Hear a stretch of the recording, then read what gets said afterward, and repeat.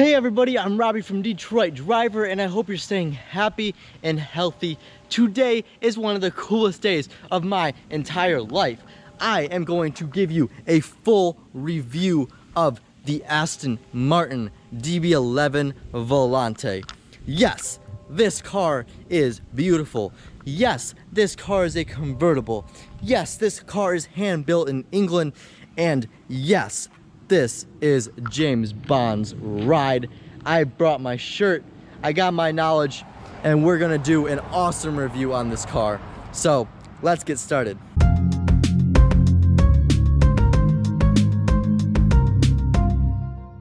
So like I said, this is the Aston Martin DB11 Volante. Now, what does that name kind of even mean? So the DB11 is the successor to the DB9 that Aston came out, and Volante denotes convertible. It actually means flying in Italian, and it's the word that Aston Martin has used multiple times over to denote their convertible cars from their coupe cars. Now, as you know, Aston Martin is very, very famous for their partnership with James Bond. In fact, this car has tires that are labeled S007. That's pretty cool. To go for this occasion, I not only wore my Aston Martin t-shirt, but I brought this sample of James Bond cologne. So I'm just gonna open that and rub it on my neck before we get really into this car. So, let's talk some numbers. So this car starts at just above $220,000. Spec'd like the way it is currently $238,000. Oh, there's a Ferrari. How cool is that? $238,000, but these can easily go above $250,000. Now, there's really only two things I dislike about this car, and one of them is relevant to bring up now. That being the price. Not that the price is that expensive, I mean, relatively speaking to cars in this segment, but the value after. Aston Martins depreciate like nobody's business. One of the worst cars to buy new, in my opinion, if you want to lose money. But for somebody who can afford that, and for a car that looks like this, some people just obviously don't care. Aston is not that big of a brand. Oh, there's another Ferrari California. We'll watch this go by. Pretty sweet. But Aston's not that big of a brand, relatively speaking, so they actually partnered with Mercedes for a few different parts of this car. The first one being the engine. So let's talk about the engine. To open it up, you push this button right here, and it opens the clamshell hood. It's called a clamshell because it opens backwards like that. Now, we'll talk about the engine. It's a 4.0 liter V8 engine made by Mercedes, but it was tuned by Aston Martin. We can obviously see here that this is for structural support, but the engine is obviously in there. I really, really like the clamshell hood, especially since it has these cutouts where the headlight fits into it. I don't know, I think it looks pretty cool, but we'll put that back down for now and close it like that. Another thing I really like about Aston Martin is the doors. For those of you that don't know, a lot of supercars have not your average person doors, and while Aston's open similarly, they are on a little bit of an angle upwards. What this does is this actually allows you to save space when you open your door so it isn't as wide. Since this is technically a 4-seater or a 2+2, you need this door to be bigger than your normal car.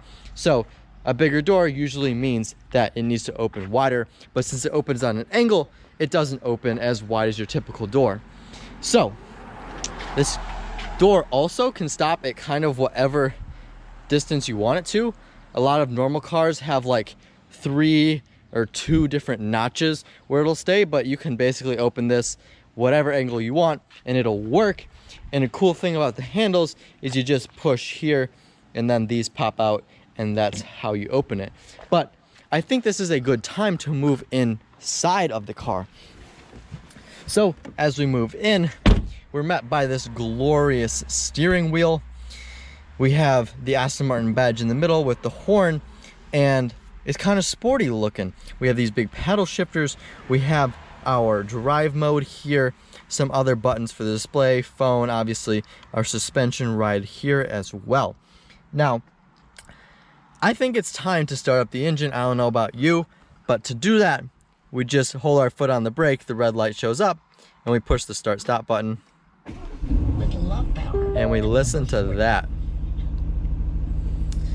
So we will change the car to Sport Plus mode because there's no other way to drive this car in my opinion. But there's also GT if you want something comfortable, and Sporty if you want something a little more sporty but not quite Sport Plus.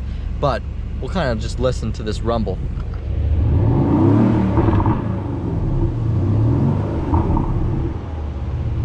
That is ridiculous. Now, the other thing that's Mercedes influenced on this car is actually the infotainment system.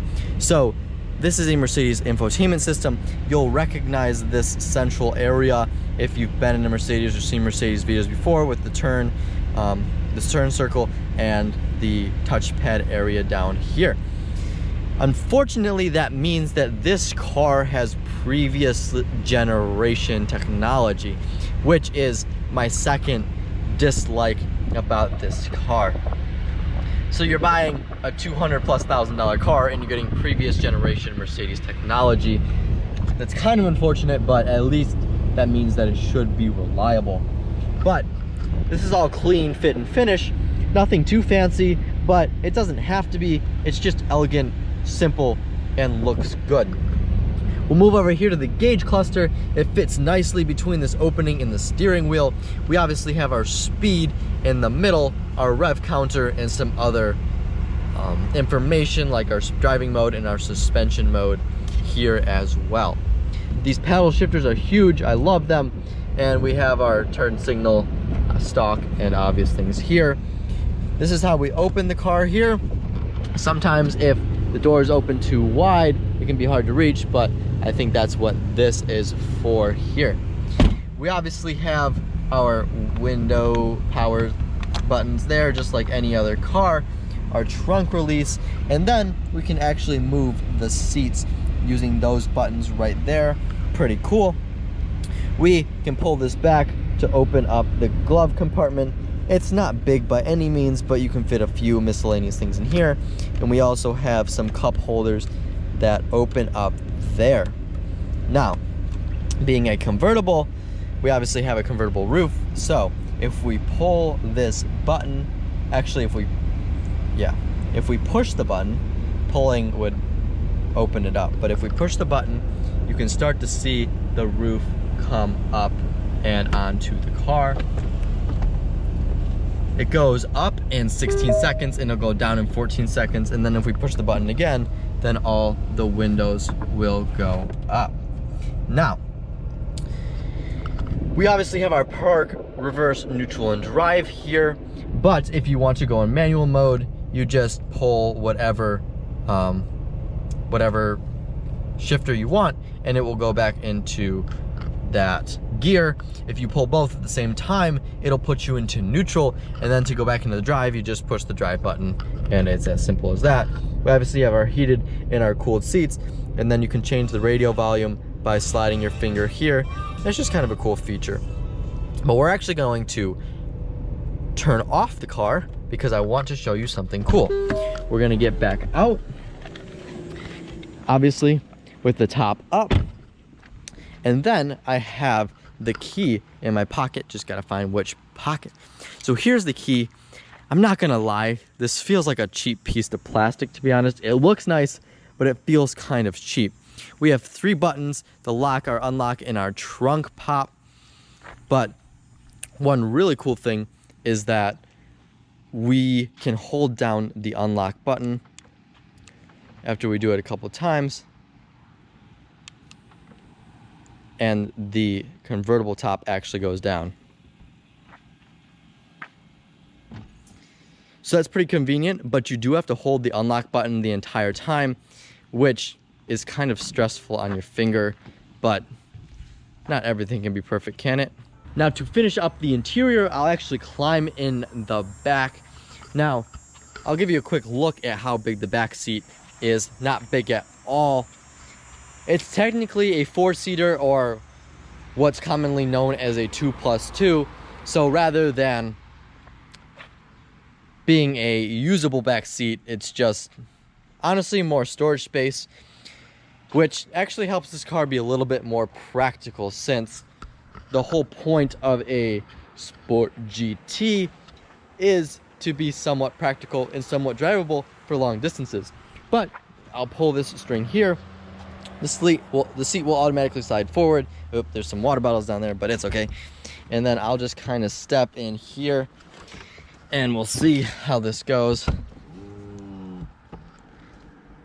It's actually pretty nice because it has sensors, so it sensed when it hit my legs, and then it gave me a little extra room. It's obviously less than ideal, but not that uncomfortable. The owner actually did take me for a ride once, and I sat in the back seat just because, I mean, why not try it out? And it wasn't actually too bad. I'm not that big. I'm 5'8", so I don't know if you were any bigger than me, if you could fit in there. But I was just probably so excited to be in an Aston Martin that being squished in the back seat didn't really matter. But we'll move on to the back, which is awesome to look at. I love these tail lights. These are actually shadowed, which is pretty cool.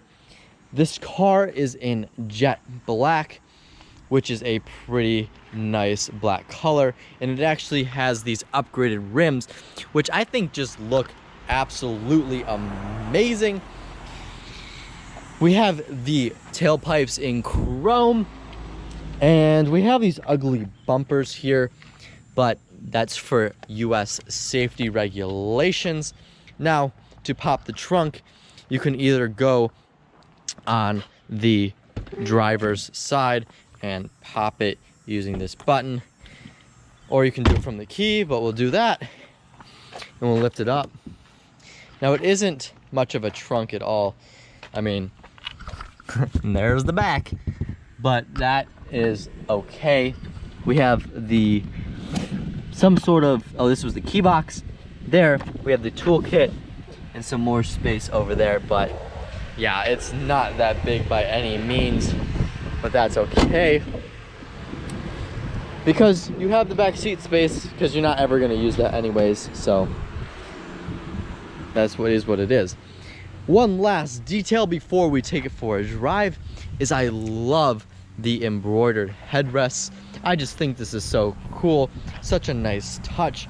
And even the seats, the leather is beautiful, obviously, and I love the whole pattern in the seats. I don't know, just something pretty cool. The mirrors, I mean, look at the mirrors, how they go thin, and then the mirror, obviously. Now, the Aston Martin, you can get carbon fiber in a lot of different places. You could get the mirrors in carbon fiber, you could get the handles in carbon fiber, you can get the sills and even the one up here in carbon fiber.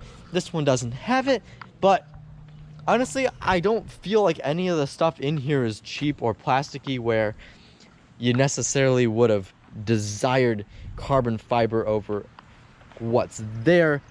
Obviously, carbon fiber is super cool, and when I get a supercar, I'm gonna want carbon fiber in as many places as possible, but there's not much to dislike about this car. Just look at it. It's one of the most beautiful cars ever on the road. As we come over here, you can also see how the car comes straight down here, and then the back is nice and wide. Such a presence on the road, and it's just so fun. So now I think we're gonna take it for a drive. I am so excited. This is gonna be a beast. All right, so we're in the DB11 Volante. We're driving, and this car is super fun. Of course, I put it in Sport Plus mode because, I mean, what better way is there to drive this car than Sport Plus? So, let's just listen to this car in a second. We will let it rip. The exhaust on this thing is nuts. It goes 0 to 60 in 4 seconds, and we can definitely feel it. This car is just a blast. Oh, listen to that car. Listen to that car. Now, driving this car, you do get some looks. Obviously, it's classy, and there aren't that many Aston Martins around. So, people definitely stop and stare. This is something special. It captures the eye, and people just kind of really enjoy it. I mean, you feel like James Bond. The convertible top is down, and you're driving an Aston Martin. I mean, there's not much better than that. So, once this light turns, we're just gonna let it rip, and hopefully you can hear the engine. Here we go.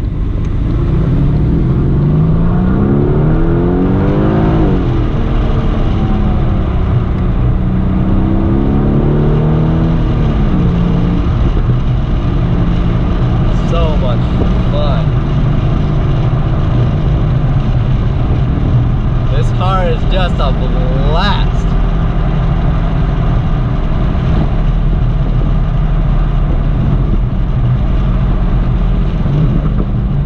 And of course, when you're braking those. All right, here we go.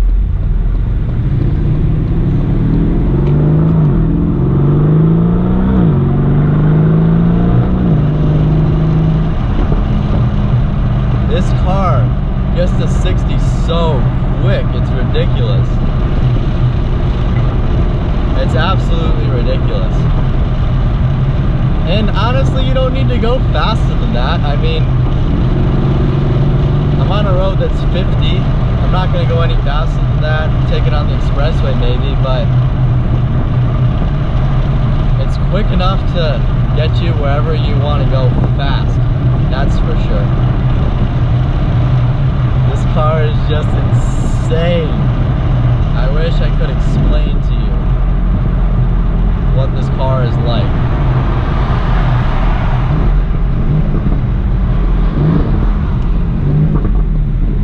The brakes are pretty good. Not super grippy. But it gets the job done. Obviously, you want your brakes to stop. But some of the other cars I've driven are a little bit easier on the brakes, so that's all right. We'll wait for an opening here, and we'll try not to get in trouble with the policeman that's sitting right there. Now, I'll quickly put the car into GT. So in GT, it's comfortable cruiser. It's not obnoxious. I mean, that's what this car is for. This car is made to go very long distances. Hop in it, it's sporty, it's fun, but some sort of practicality and usefulness to it. So the GT mode is great. Another cool thing is you can actually alter the suspension. So I had that in the GT suspension the whole time, but we'll put it back up into Sport and Sport Plus, and let's see if I notice a difference on the suspension. So Sport suspension, and now we're in the Sport Plus suspension. So we'll see if, I don't have that much experience with suspension, so it'll be a big difference. So there's a GT3 Porsche. Yeah, it does feel a little stiffer. I'm sure an extreme car tester would be able to tell a lot different. Nice and sporty though, so.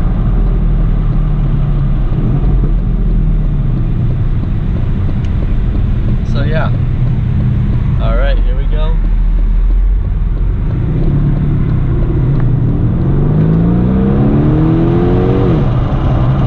So what do you think about the DB11 Volante? It looks amazing. Actually, I think it looks better than the coupe, the Volante version. There's not many cars that I say that about ever, but I think the convertible actually looks better than the coupe on this car. Plus, convertibles are just 10 times as fun to drive on a nice summer evening like this with the top down. But what do you guys think? It looks amazing. It makes you feel amazing. It's sleek, classy, sporty, comfortable enough to do a tour in. You can drive it every single day without breaking your back. Obviously, the fuel efficiency is not great. The storage isn't great. And the depreciation sucks on this car. But everything else is top notch, state of the art, and in my opinion, automotive perfection. So, huge thanks to you guys for watching. I really hope you enjoyed this. Please let me know in the comments below what you thought. If you like this car, anything else that you have questions about or would like to know about, or something that I didn't mention that you know. I don't know everything, but I like to share with you what I do know and hopefully get you inspired to love supercars as much as I do. My reviews, I tend not to be too fact heavy because there's other reviews for that, but I really care about how the cars make you feel. This is hands down the most exciting car that I have ever driven. The best convertible, the best styling, the best basically everything. So huge special thanks to the owner as well for generously lending me his car for the day. I mean, how often do you get to drive a DB11 Volante? So huge special thanks to that. Please like, comment, and subscribe, and I can't wait to see you next video.